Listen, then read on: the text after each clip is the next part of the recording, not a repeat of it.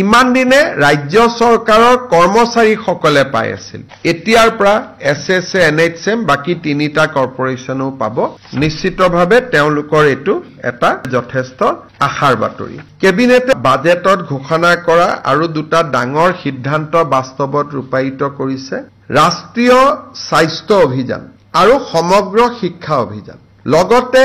APDCL APGCL আৰু AEGCL Assam Power Generation Corporation, Assam Power Distribution Company, Assam Electricity Grid Corporation, National Health Mission আৰু সমগ্ৰ শিক্ষা অভিযান ইয়াতে কাম কৰি থকা সকলো কৰ্মচাৰী আমি আপোন ঘৰ আঁচনিৰ সুবিধা দিম অৰ্থাৎ ৰাজ্য চৰকাৰৰ কৰ্মচাৰীয়ে যেনেকে আপোন ঘৰ আঁচনিৰ সুবিধা পায় এতিয়াৰ পৰা ৰাষ্ট্ৰীয় স্বাস্থ্য অভিযান সমগ্ৰ শিক্ষা অভিযান আৰু অসম ৰাজ্যিক বিদ্যুৎ পৰিষদৰ তিনিওটা কোম্পানী এই আপোন ঘৰৰ সুবিধা পাব অৰ্থাৎ নিজৰ ঘৰ নিৰ্মাণৰ বাবে তেওঁলোকে 30 লাখ টকা বেংকৰ পৰা উইদাউট গ্যাৰান্টি লবলৈ সক্ষম হ'ব ঠিক তেনেধৰণে এই কৰ্মচাৰীসকলক আমি আপোন বাহন আঁচনিৰ সুবিধা দিবৰ বাবে সিদ্ধান্ত লৈছো আপোন ঘৰ আৰু আপোন বাহন ইউজুৱেলি কন্ট্ৰাকচুৱেল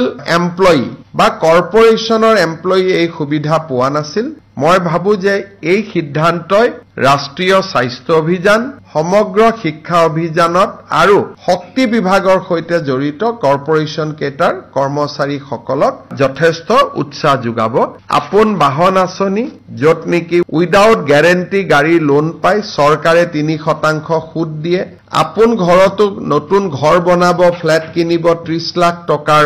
লোন পায় আৰু 1% ইন্টাৰেষ্ট চৰকাৰে দিয়ে কিন্তু ডাঙৰ কথা যে তেওঁলোকে বেলেগ বন্ধক দিব নালাগে দৰমহাৰ টকাখিনিৰ বিপৰীতে তেওঁলোকে লোন পায় ইমান দিনে ৰাজ্য চৰকাৰৰ কৰ্মচাৰীসকলে পাই আছিল এতিয়াৰ পৰা এছএছএ এনএইচএম বাকি তিনিটা কৰ্পোৰেচনো পাব নিশ্চিতভাৱে তেওঁলোকৰ এটো এটা যথেষ্ট আশাৰ বাতৰি